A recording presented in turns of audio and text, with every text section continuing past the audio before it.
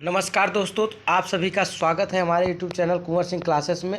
तो आइए आज हम चलते हैं मॉडल पेपर 20 क्वेश्चन लेकर आए हैं।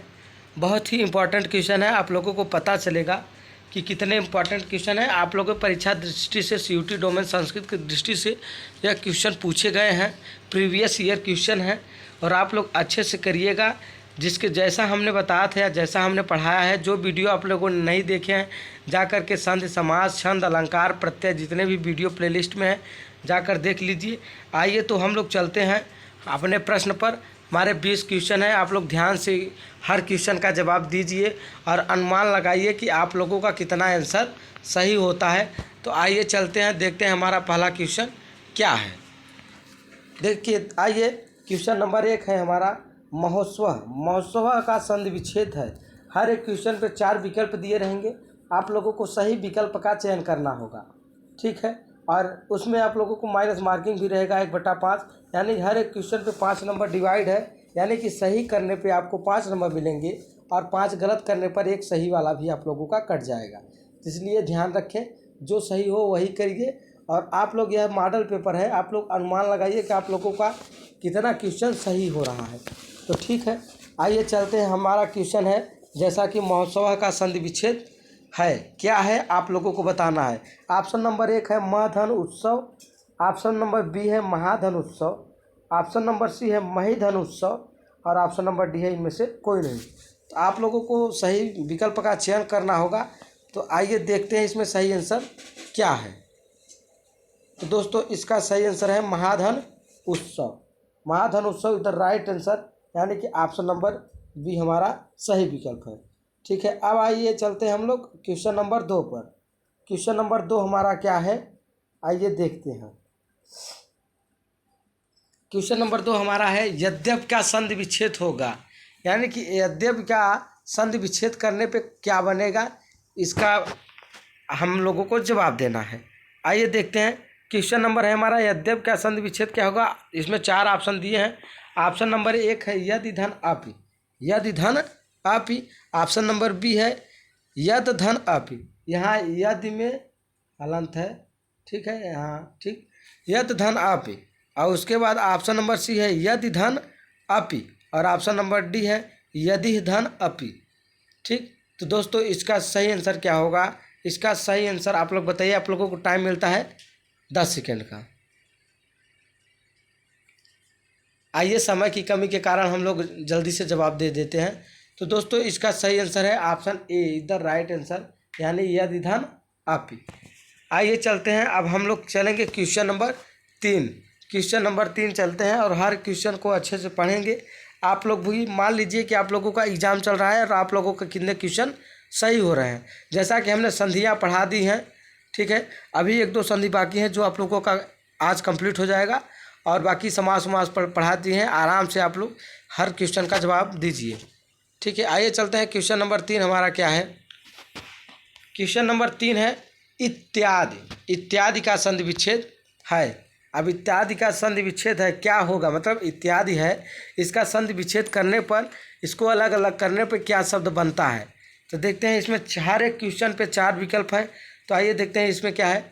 ऑप्शन नंबर 1 इतः धन आद, ऑप्शन नंबर बी इत धन याद और ऑप्शन नंबर सी इति धन आदि, ऑप्शन नंबर डी इति धन याद। तो दोस्तों, इसका सही आंसर होगा, आप लोग बताइए, कमेंट बॉक्स में ज़रूर बताइए और लाइक शेयर जरूर करिए, शेयर और सब्सक्राइब कीजिए। इसका सही आंसर होगा इति धन आदि। आप लोगों को इतना मॉडल पेपर करवा देंगे कि जब पेपर पाएंगे तो उछड़ने लगेंगे। आइए चलते हैं क्वेश्चन नंबर 4। इसका सही आंसर होगा ऑप्शन नंबर 3। आइए चलते हैं। क्वेश्चन नंबर 4 हमारा क्या है दोस्तों। क्वेश्चन नंबर 4 हमारा है स्वागतम, यानी सुधन आगतम। इसका संधि विच्छेद करने पर क्या होगा, सुधन आगतम। और इसमें आप लोगों को पहचानना होगा कि इसमें कौन सी संधि है। देख लीजिए कि यह कि संधि कितने प्रकार के पूछे जा रहे हैं, यानी कि किसी संधि में शब्द दे रहा है उसका संधि विच्छेद कीजिए और किसी में संधि दिया है उसका नाम बताइए कि यह कौन सा संधि होगा। मतलब घुमा फिरा के क्वेश्चन पूछता है। जैसे पहले संधि दिया रहेगा, पूछेगा इसका संधि विच्छेद कीजिए क्या होगा, और या तो पूछेगा कि यह कौन सी संधि होगी। तो मतलब 3-4 मॉडल के क्वेश्चन आप लोगों को घुमा फिरा के पूछ लेगा। तो आप लोग सही आंसर का जवाब दीजिए कि स्वागतम सुधन आगतम में संधि है, यह कौन सी संधि है। तो आइए चलते हैं, ऑप्शन देखते हैं क्या है। ऑप्शन नंबर 1 है वृद्धि संधि। क्या है? ऑप्शन नंबर 1 है वृद्धि संधि। ऑप्शन नंबर बी है यण संधि। ऑप्शन नंबर सी है आयादी संधि। यह जो एरर दिख रहा है आप लोगों का, यह थोड़ा हमारे ऑपरेटर महोदय से, वैसे भी आप लोग जानते हैं संस्कृत लिखने में कितनी कठिनाई होती है। आयादी संधि को आप लोग ऐसे बना लीजिए ठीक है, आयादी संधि। ऑप्शन नंबर डी दीर्घ संधि। ठीक है, तो आइए आप लोग, वैसे भी हम जो बोल रहे हैं आप लोग सुन तो है ही, सुन रहे हैं। तो देखते हैं इसका सही आंसर क्या होगा। ऑप्शन नंबर बी है, ऑप्शन नंबर 24 का सही आंसर होगा यण संधि। यण संधि, ठीक है, यण संधि, सुधन आगतम यण संधि। अब हम लोग चलते हैं क्वेश्चन नंबर 5 कि क्वेश्चन नंबर 5 हम लोगों का क्या रहेगा। महेश, यह संधि हमने अभी कल वीडियो में पढ़ाई थी, आप लोगों को पता होगा। महेश शब्द का सही संधि विच्छेद होगा। सही मतलब सही संधि विच्छेद क्या होगा? मधनीस, महाधनीसह, महीधनीसह, महेधनीसह। यहाँ थोड़ा इधर है, जैसे यहाँ है मही, महीधन ईस। क्या है? महीधन इस प्रकार लिखा है। ठीक है, तो दोस्तों आइए देखते हैं इसका सही आंसर क्या होगा। इसका सही आंसर होगा महेश। महेश यानी महाधन इस। जब अ और ई, मतलब जब अ प्लस ई मिलकर ए बनाए तो उसमें कौन सी संधि होगी? आप लोग बताइए।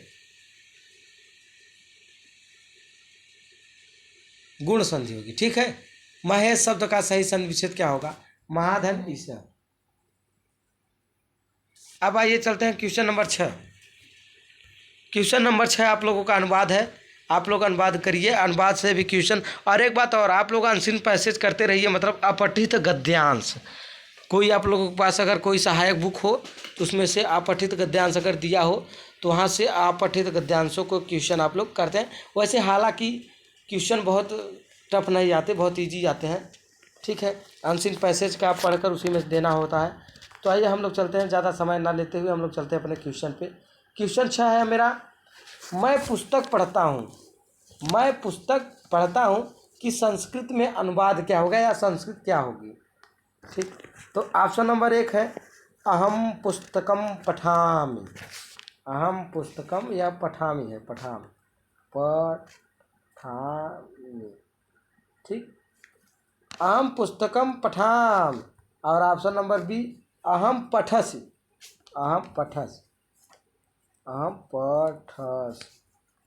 ऑप्शन नंबर सी है अहम पुस्तकम पठामि। और ऑप्शन नंबर डी है अहम पुस्तकम पठन्ति। मैं पुस्तक पढ़ता हूँ, मैं मतलब मैं स्वयं, मैं पुस्तक पढ़ता हूँ। मैं का क्या होगा? अहम। तो अहम चारों में है, तो चलिए अहम तो ठीक है। पुस्तक पढ़ता हूँ तो पुस्तक क्या होगा? पुस्तक का पुस्तकम, पुस्तक नहीं, अहम पुस्तकम पठामि, यानी कि पठति पठतः पठन्ति और पठसि पठतः पठति, पठामि, पठाम अहम के लिए जैसे सातौते त्वम युवाम युवम जो भी हो, तो पुस्तकम पठाम, अहम पुस्तकम पठाम is the right answer. Option number C is the right. अब हम लोग चलते हैं क्वेश्चन नंबर 7। क्वेश्चन नंबर 7 हम लोगों का क्या है, आइए चलते हैं देखते हैं। क्वेश्चन नंबर 7 है हमारा अहम पुस्तकम पठन्ति। देखिए वहाँ पे क्या था? अहम पुस्तकम पठाम था, लेकिन यहाँ पे अहम पुस्तकम पठन्ति, अहम पुस्तकम पठन्ति। इसमें कौन सी, या वह पढ़ता है? अरे ये तो उसका ऑप्शन है, ये नहीं, क्वेश्चन हमारा यह है। क्या है? वह पढ़ता का संस्कृत में अनुवाद होगा। यहाँ अनु लिखा हुआ है, आप लोग ध्यान दीजिए, थोड़ा एरर टाइपिंग करने में हो जाती है, पीडीएफ है ना इसलिए। तो वह पढ़ता का संस्कृत में अनुवाद होगा। क्या होगा आप लोगों को बताना है। तो वह क्या होता है? सह। सह माने वह। अगर वह स्त्रीलिंग हो तो क्या लिखेंगे आप लोग? अगर वह पुरुष लिंग है तो सह लिखेंगे वह के लिए, और अगर स्त्रीलिंग है तो सा। यानी सह माने भी वह और सा माने भी वह। जैसे अंग्रेजी में वह के लिए ही माने वह और स्त्रीलिंग के लिए सिंह माने वह। ठीक है, ही सी का वहाँ डिफरेंस, और यहाँ सा और सह और सा का। तो क्या है, वह पढ़ता है, तो वह क्या होगा, सह। अब पढ़ता है, पढ़ता का क्या होगा, पठंती, सह पठंती। ठीक, तो इसका सही आंसर होगा ऑप्शन नंबर बी। अब हम लोग चलते हैं क्वेश्चन नंबर 8 पे। देखते हैं क्वेश्चन नंबर 8 हमारा क्या होगा। क्वेश्चन नंबर हमारा 8 है, बहुत ही एक चमकता धधकता हुआ क्वेश्चन है यह, कि पुराण के रचयिता माने जाते हैं। बहुत ही इम्पोर्टेंट क्वेश्चन है यह, कई बार एग्जाम में पूछा गया है, कंपटीशन के एग्जाम से लेते हुए हर जगह पे, कि पुराण के रचयिता जो है कि कौन है, आप लोगों को बताना है। इसमें भी 4 विकल्प हैं। अगर यह नहीं बता पाए तो मानिए आप लोगों की संस्कृत पढ़ना बेकार है। ऑप्शन नंबर 1 है दुष्यंत। आप पहले आप लोग समझ जाइए कि दुष्यंत का पुराण से क्या संबंध है, कुछ नहीं। दुष्यंत तो केवल विज्ञान शकुंतलम के लिए है। ठीक है, और दूसरा है गौतम, और तीसरा वशिष्ठ, और चौथा महर्षि वेदव्यास। महर्षि वेदव्यास जो कि रामायण नहीं, महाभारत की रचना किए हुए हैं, और यही महर्षि वेदव्यास पुराण के भी रचयिता माने जाते हैं। तो इसका सही आंसर क्या होगा, महर्षि वेदव्यास। आप लोगों का यहाँ से दो क्वेश्चन बन रहा है, एक महाभारत के रचयिता वेदव्यास और एक पुराण के रचयिता वेदव्यास। ठीक है, अब हम लोग चलते हैं क्वेश्चन नंबर 9। क्वेश्चन नंबर 9 हमारा क्या है, कि महाकवि बाण राजकवि थे। ये थे थोड़ा इधर है, तो इसको थे को आप लोग ऐसे बना लीजिए, ये ऐसे। मतलब जो महाकवि बाण थे, मतलब जो बाण कवि थे, वे किसके राजकवि थे, किस राजा के राजकवि। ऑप्शन नंबर 1 महाराज श्रीहर्ष, या अकबर, या रामगुप्त, या जहांगीर। तो दोस्तों महाकवि बाण जो कि महाराज श्रीहर्ष, ऑप्शन ए इधर राइट आंसर, महाराज श्रीहर्ष के राजकवि थे। ठीक है, अब आइए हम लोग चलते हैं 10, क्वेश्चन नंबर 10। क्वेश्चन नंबर 10 हमारा क्या है, अद्वैत वेदांत के प्रवर्तक माने जाते हैं। तो आचार्य मम्मट, जो कि इनका कोई संबंध नहीं है। ऑप्शन नंबर बी भास, ऑप्शन नंबर सी शंकराचार्य, और ऑप्शन नंबर डी पाणिनि। यह पाणिनि वही पाणिनि है जिसने माहेश्वर सूत्रों की रचना की या उत्पत्ति की। ठीक है, तो दोस्तों इसका सही आंसर क्या होगा, शंकराचार्य ने ही अद्वैतवाद या शंकराचार्य की माया आप लोग पढ़ेंगे इंडियन फिलॉसफी में। ठीक है, इसका सही आंसर क्या होगा, शंकराचार्य।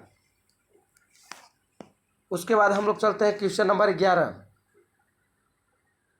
क्वेश्चन नंबर 11 हमारा क्या है, क्वेश्चन नंबर 11 हमारा वह जाता है, इसका अनुवाद क्या होगा। बहुत ही सरल अनुवाद है, आप लोग बताने की कृपा करिए। वह जाता है, कौन जाता है वह। तो सबसे पहले आप यह देख लीजिए कि वह का माने क्या, मतलब वह का अर्थ क्या होगा। तो हमने इसके पहले जो अनुवाद आया था उसमें वह के लिए क्या था, सह। तो आप लोग देख लीजिए, सह केवल एक विकल्प दिया है, इसका मतलब वही विकल्प इसका क्या होगा, सही होगा। त्वम गच्छत, त्वम माने तुम, अहम माने मैं, तो अहम गच्छत मतलब मैं जाता हूँ। तो इस कह रहा है कि वह जाता है, तो वह जाता है के लिए क्या होगा, सह गच्छत। तो इसका सही आंसर होगा option number D the right answer. आप लोग हमेशा सही विकल्प का चयन करिए और आप लोगों का पेपर बहुत अच्छा जाएगा। ठीक है, तो हमारे चैनल को सब्सक्राइब और शेयर ज़रूर करिए। आइए यह देखते हैं क्वेश्चन नंबर 12। क्वेश्चन पे न जाइए, जो मैं बोल रहा हूँ उसको ध्यान दीजिए। क्वेश्चन में थोड़ा PDF बनाते बनाते हल्का कहीं ना कहीं आप लोगों को एरर मिल रहा होगा। तो देखिए क्या है लिखा, विद्यालय का संधि विच्छेद होगा। प्रश्न क्या कह रहा है कि विद्यालय का संधि विच्छेद क्या होगा। तो आप लोग जानते ही है, विद्याधन, ऑप्शन नंबर 1 विद्याधन आलय, ऑप्शन नंबर बी विधन आलय, ऑप्शन नंबर सी विद्याधन आलय, और ऑप्शन नंबर डी इनमें से कोई नहीं। तो दोस्तों इसका सही आंसर होगा, आप लोग बताइए, विद्यालय विद्याधन आलय। मतलब जब अ प्लस आ मिले तो क्या बनेगा, आ। और यह कौन सी संधि है, दीर्घ संधि है।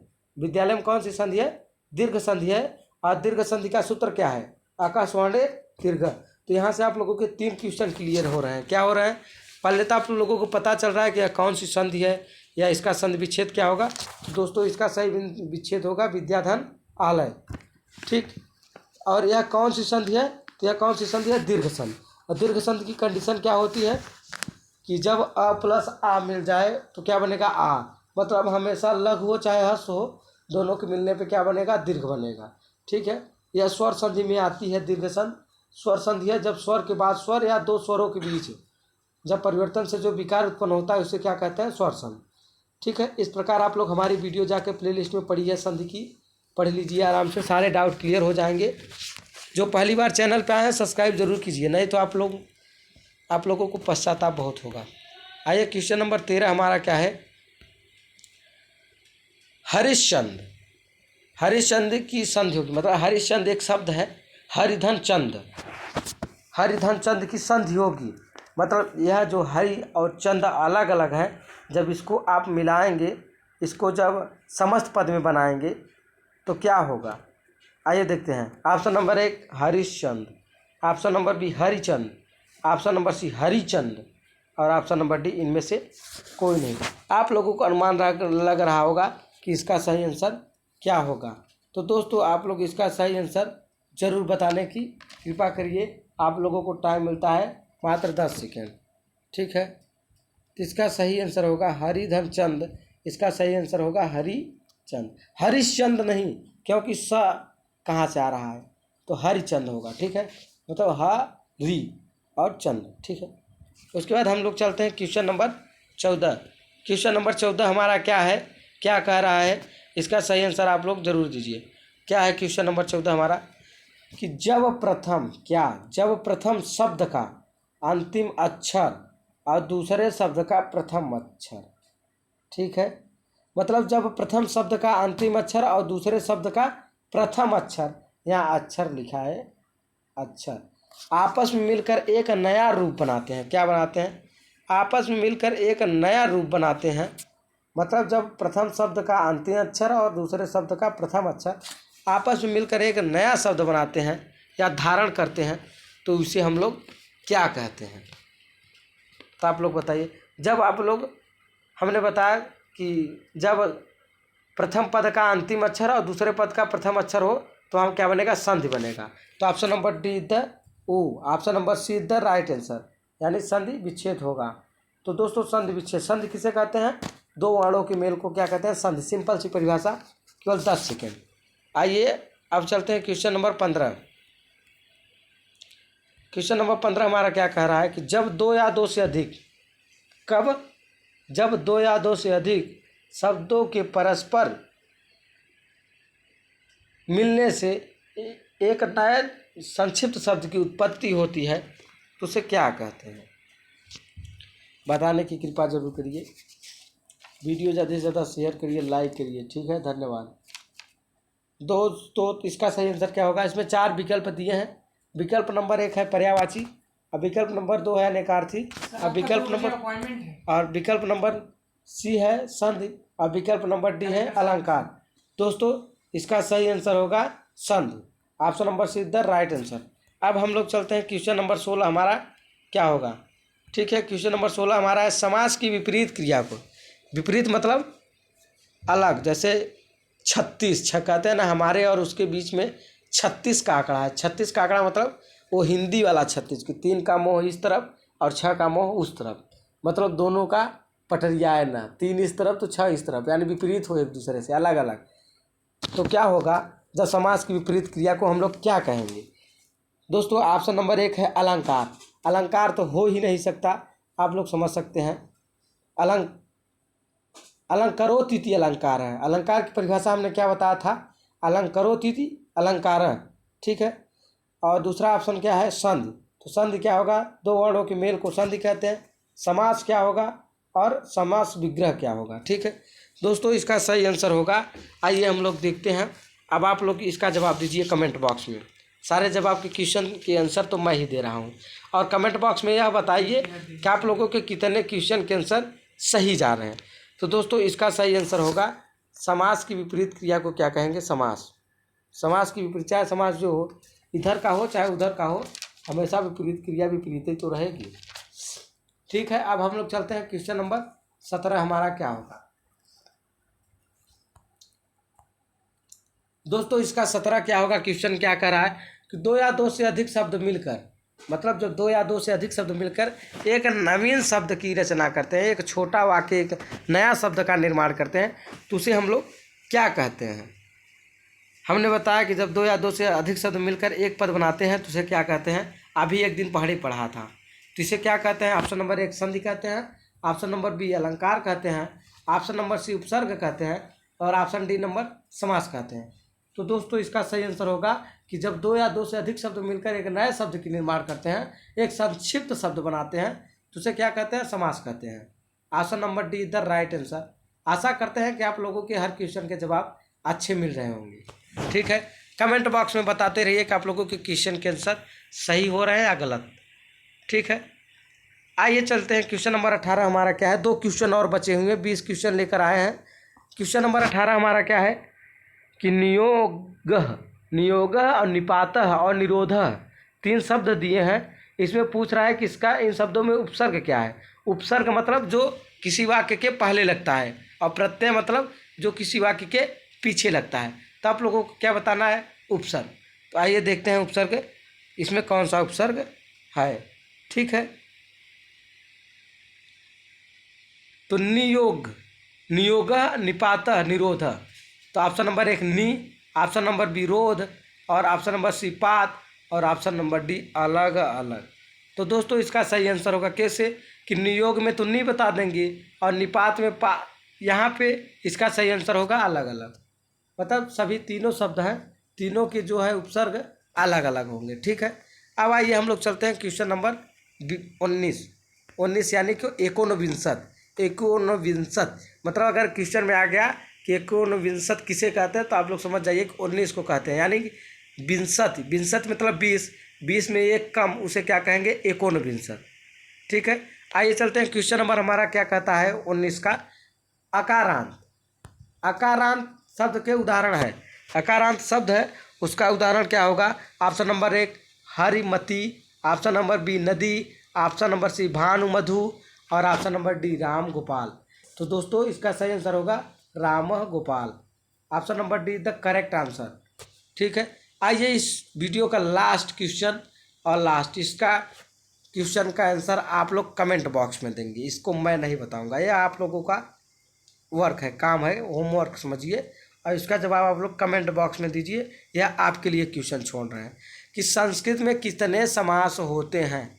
मैंने ट्रिक भी बताया है, मैंने लक्षण भी बताया है, मैंने हर समास की डिफिनेशन भी बताया है। तो आप लोग इसका जवाब आप लोग दीजिए। क्या है, संस्कृत में कितने समास है। 4 विकल्प दिए हैं, option 1, option B, option number C, option number D, मतलब 1 4 7 6। तो दोस्तों इसका सही आंसर क्या होगा आप लोग बताइए, मैं तो नहीं बताऊंगा। तो सबसे पहले अगर किसी चीज़ पे अगर आप लोगों को वीडियो चाहिए जो आप लोगों का सिलेबस कंप्लीट ना हुआ है, आशा करता हूं कि आप लोगों का सिलेबस मैंने कंप्लीट करा दिया है। जो शेष रहता है वह आज और कल तक में हो जाएगा। तो कमेंट बॉक्स में बताइए आप लोगों की तैयारी कैसी चल रही है। ठीक है, यह जितने क्वेश्चन हैं आप लोग 20 क्वेश्चन में आप लोग कितने कर पा रहे हैं। आप लोग को 50 क्वेश्चन में 40 करना है, और हर एक क्वेश्चन पे 5 नंबर डिवाइड है। ठीक है, 200 की बात है, और 200 नंबर बहुत मायने रखता है। तो आप लोग ध्यान से पढ़िए, कोई समस्या हो तो कमेंट बॉक्स में ज़रूर बताइए। धन्यवाद। चैनल को ज़्यादा से ज़्यादा सब्सक्राइब करिए, शेयर करिए, बेल आइकन को प्रेस करिए। धन्यवाद। मिलते हैं अगली वीडियो में। कुंवर सिंह क्लासेस में आप लोगों का स्वागत है।